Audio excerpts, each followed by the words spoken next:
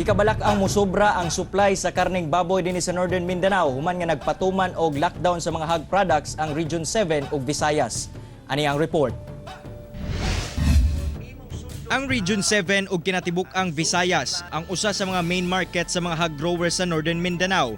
Hinungdan nga dako kini og epekto sa merkado. Tungod dili na makapadala og karneng baboy sa maong mga lugar, gikabalak-an nga dunay oversupply sa karneng baboy sa probinsya ug rehiyon. Dinhi na lang ang market.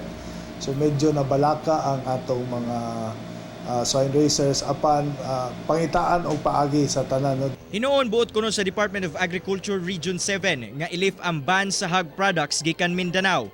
Buot makumbinsi sa mga supplier ang provincial government sa Cebu nga wag tangon ang ban, partikular na sa mga lugar sa Mindanao nga ASF free. While we are dealing with ASF, we should also consider trade of hogs within the areas na libre pa.